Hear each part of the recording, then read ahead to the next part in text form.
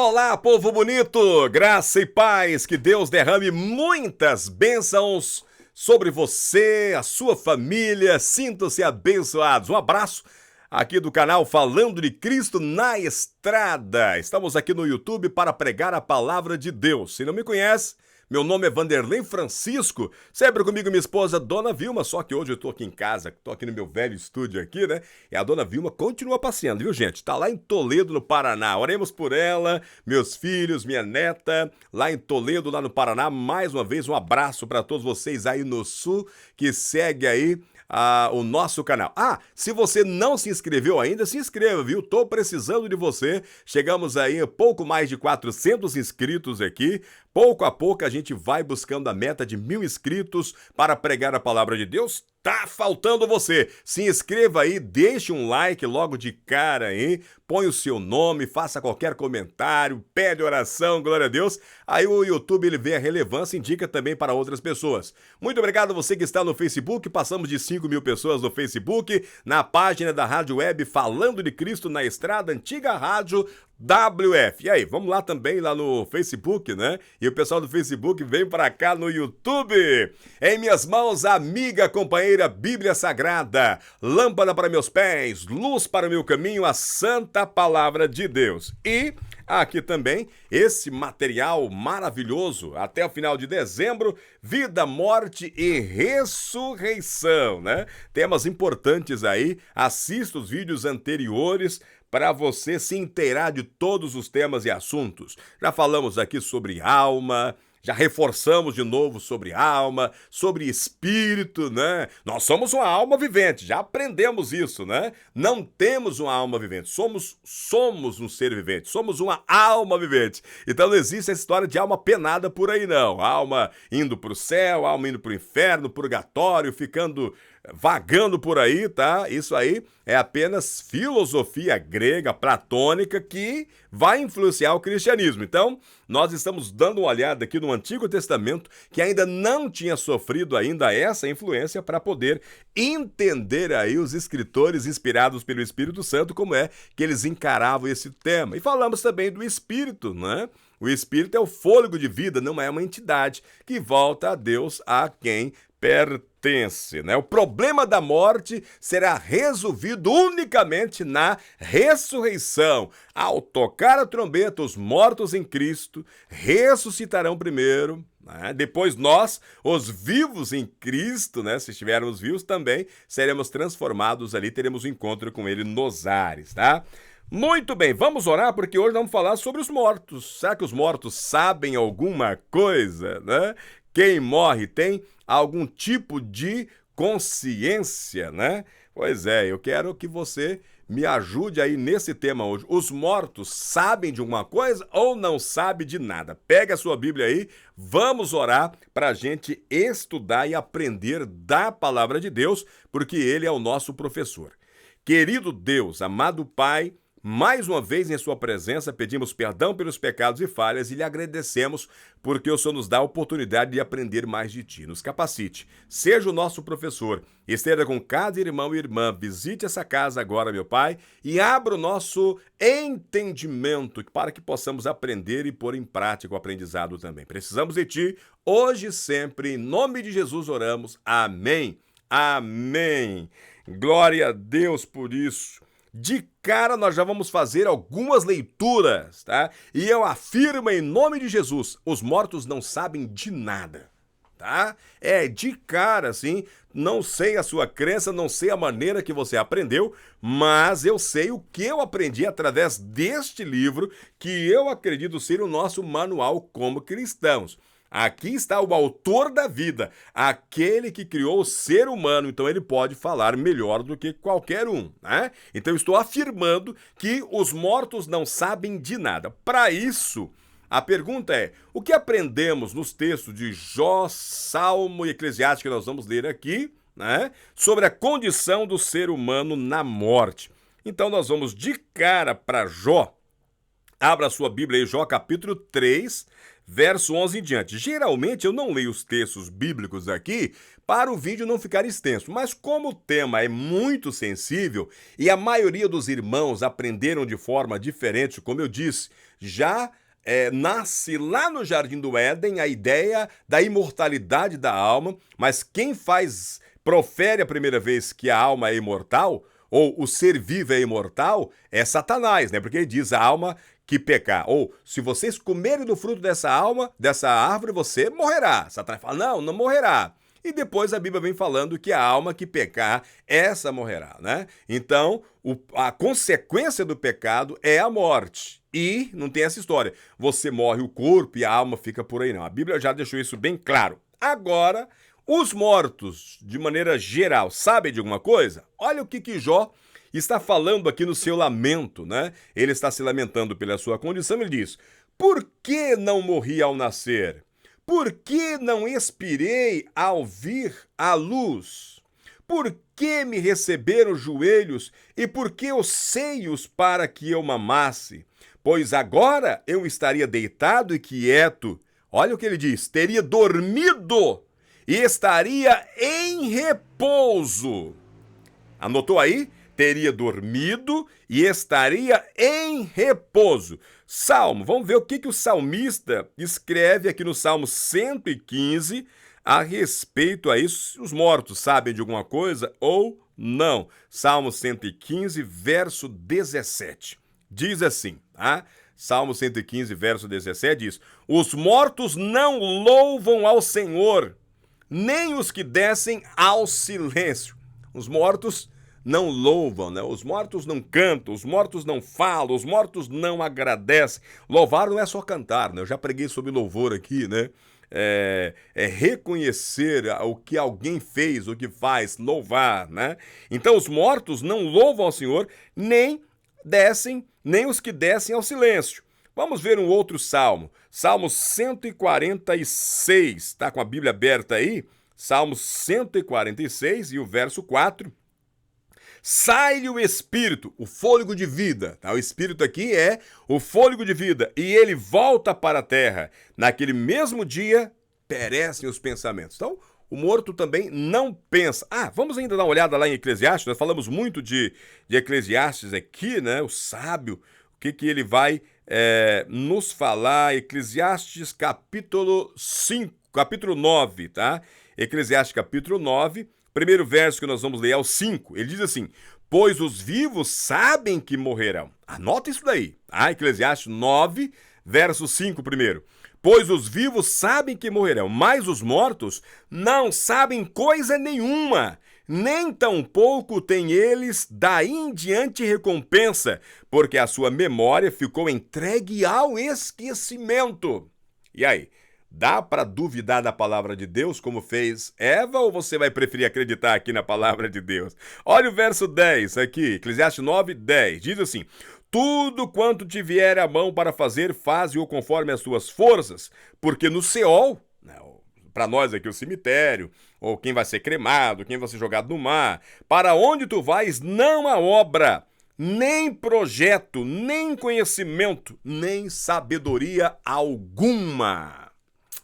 Bom, eu coloquei aqui, né, o que nós aprendemos nesses textos sobre a condição do ser humano na morte. Primeiro, os mortos dormem inconscientes. Nós vimos aí no primeiro texto aí, né, de Jó, que ele diz que se ele tivesse morrido ao nascer ali, ele estava repousando, dormindo, inconsciente. Segundo, não se comunicam entre si, né? Nós aprendemos aqui que além de não louvar, nós estamos enterrados ali centenas, milhares num cemitério, ou somos, como nós já aprendemos e vamos aprender em outros vídeos aqui, que era costume ser enterrado na sepultura dos pais. E foi enterrado com seus pais, né?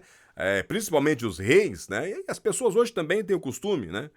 Então, mesmo sendo enterrado ali perto um do outro, não se comunicam entre si. E terceiro, quando sai o fôlego de vida, que é o espírito, ele volta ao pó, né? Porque do pó nós viemos. Então, irmãos, alguns argumentam que essas passagens de Jó, Salmo, que nós lemos aqui, Eclesiastes, né, escrita em linguagem poética, não podem ser usadas para definir a condição do ser humano na morte. Por quê? Porque foi escrito em poesia.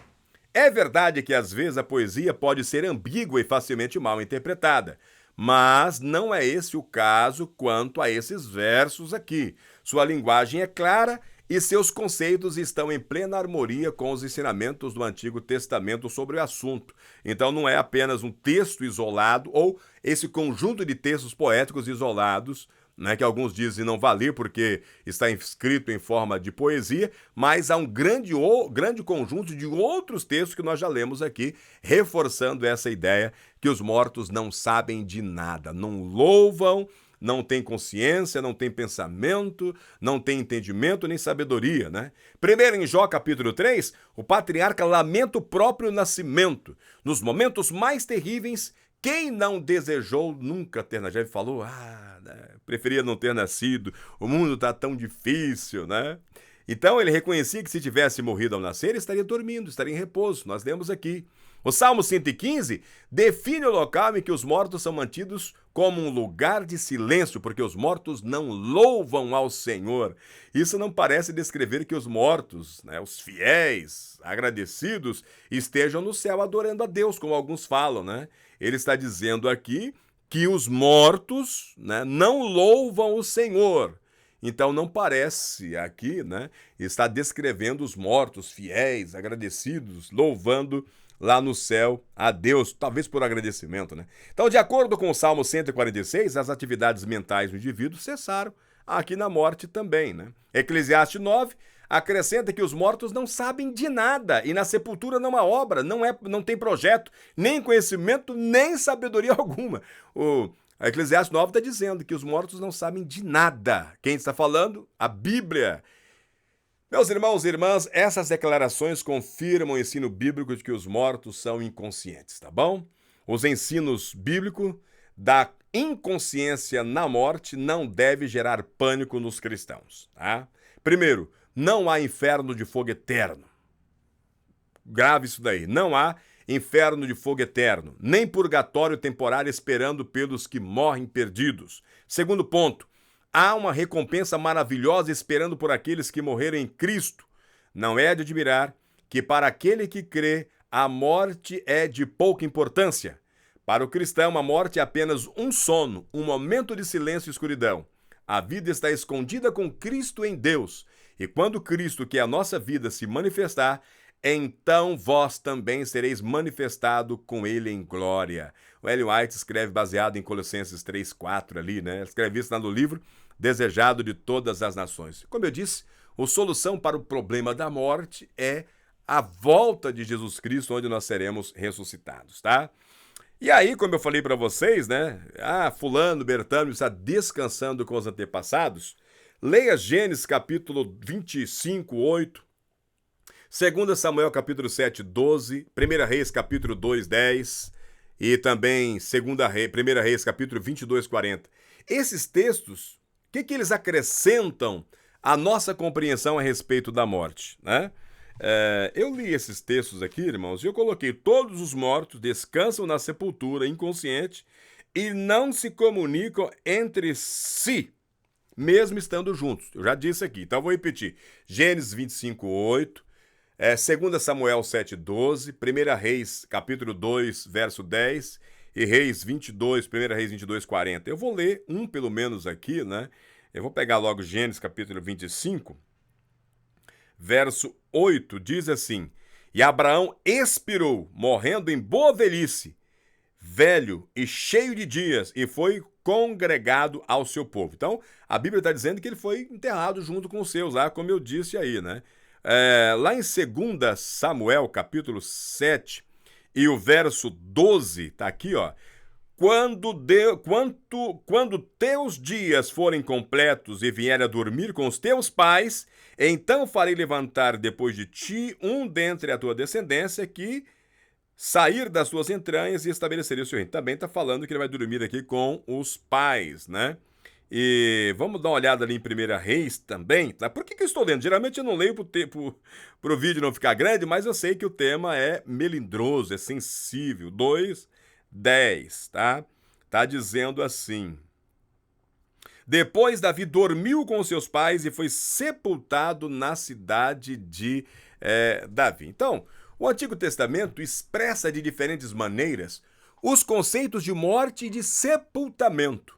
Uma é a ideia de ser reunido ao seu próprio povo. Por exemplo, a respeito de Abraão, nos é dito que ele expirou e morreu após uma longa velhice e foi reunido ao seu povo. Li aqui, né? Gênesis 25:8. Arão e Moisés também foram reunidos aos seus respectivos povos. Deuteronômio 32:50, né? Então, ali em Reis. Mas outra coisa que nos leva aqui a entender também que tantas pessoas boas quanto pessoas más estavam enterrados ali, né? No mesmo lugar, no mesmo cemitério, né? Na mesmas lápides, né? Por exemplo, Joaquim era mau, Ezequiel era bom, estavam enterrados juntos ali, né? Isso é muito bom a gente dar uma olhada para a Bíblia para saber que tanto o bom quanto o mal estavam enterrados juntos ali, né? Reis bons e maus foram para o mesmo lugar e morreram. Eu falei aqui, né? Joaquim, Ezequiel, né? Foram para o mesmo lugar. Agora, o que isso nos ensina a respeito da natureza da morte? Irmãos, eu coloquei aqui, né, que eles aguardam inconsciente a volta de Jesus. Segundo ponto, o galardão está na volta de Cristo. O bom e o mal aguardam no mesmo lugar, ok? O bom e o mal aguardam no mesmo lugar, mesmo se forem enterrados juntos, né, pertinho do outro, ou se forem enterrados distante, um aqui no Brasil, outro no Japão, todos aguardam. Os bons e os maus estão aguardando a volta de Jesus para receber o galardão. Outra maneira... eu sei que se alguém falar, já lembrou do texto do Novo Testamento. Eu estou usando o Antigo Testamento, que ainda não tinha sofrido a influência grega, né? Porque lá no Novo Testamento a gente vai ver isso bem claramente, né? Que no final, Jesus ele vai separar, né, os bons e os maus e vai dar cada um o que merece, somente quando ele retornar, né? Voltando aqui, irmãos, outra maneira de descrever a morte é afirmar que alguém descansou com os antepassados. Sobre a morte do rei Davi, a Bíblia diz que ele descansou com seus antepassados e foi sepultado na cidade de Davi. 1 Reis, capítulo 2:10, na Nova Versão Internacional, diz assim. A mesma expressão é usada também a respeito de vários outros reis hebreus, tanto fiéis como infiéis, como eu havia dito aqui, né? Identificamos pelo menos 3 aspectos significativos sobre descansar com os antepassados. O que isso significa? Um é a perspectiva de que, mais cedo ou mais tarde, chegará o momento em que precisaremos descansar de os nossos labores cansativos e sofrimentos. E aqui a Bíblia ela é bem, né, suave, ela fala descansar, né? A gente tem medo, eu morro de medo da morte, mas chegará um momento, meus cabelos estão, cada dia, já não tem mais como ficar branco, né? Assim como Eclesiastes, já estou usando óculos, a minha audição já não está tão boa, já não consigo pegar o mesmo peso, já não consigo me defender da mesma maneira de jovem, né? Então, haverá este momento que precisaremos descansar dos nossos labores cansativos e sofrimentos. Outro aspecto, irmãos, é a convicção de não sermos os primeiros e únicos a seguir essa trilha indesejável, pois nossos antepassados já nos antecederam, né? Se serve de consolo, nós não seremos os primeiros. Eu penso, por exemplo, nos meus parentes que já foram e estão descansando, né? Eu vou descansar junto com eles, mas não vou ficar lá batendo um papo com eles, né? A Bíblia deixa isso bem claro. Um terceiro ponto é que ao sermos sepultados perto deles, não estamos sozinhos, mas permanecemos juntos mesmo durante a inconsciência da morte. Estamos juntos ali, mas inconsciente, não tem comunicação, né? Isso pode não fazer muito sentido para algumas culturas individualistas modernas, mas era significativo nos tempos antigos, o Antigo Testamento, como eu disse aqui. Aqueles que morrem em Cristo podem ser sepultados perto de seus entes queridos, mas mesmo assim não há comunicação entre eles. Permanecerão inconscientes até aquele dia glorioso, quando serão despertados de seu sono profundo para se juntarem aos que morrem em Cristo. Todos nós, né, iremos se juntar aos que morrem em Cristo. Como é bom, né, irmãos? A gente aprender da fonte correta, né, da palavra de Deus, tá? Então, esse é o nosso estudo que nós estamos fazendo. Eu espero que você, mesmo se não tirou todas as dúvidas, mas criou mais dúvidas ao ponto de se interessar pelo tema e mergulhar na palavra de Deus, buscar saber mais, né? Não se conformar apenas com o que você aprendeu. Então, antes de criticar o que você aprendeu, se aprofunde mais. Tenha fome da palavra de Deus, estude mais sobre os mortos, se sabe ou não sabe, sobre o espírito, sobre a alma. Isso vai te ajudar muito, tá bom? Muito obrigado você que assistiu o vídeo até aqui. Deixe o seu like, se inscreva, te peço mais uma vez, e nos ajude a pregar a palavra de Deus. Eu oro com você. Querido Deus, muito obrigado pela mensagem enviada e nós estamos te aguardando, meu Pai, vivos ainda, mas se dormimos e se estivermos mortos, que possamos ser ressuscitados naquele dia, transformados, glorificados junto com os nossos parentes e amigos e teremos esse maravilhoso encontro contigo nos ares. Essa é a sua promessa e essa é a nossa esperança para a solução da morte. E nós acreditamos em Ti e estamos Te aguardando. Oramos em nome de Jesus. Amém. Amém. Que certeza maravilhosa. Que Deus te abençoe. Pense nisso. Um forte abraço e até o nosso próximo estudo bíblico.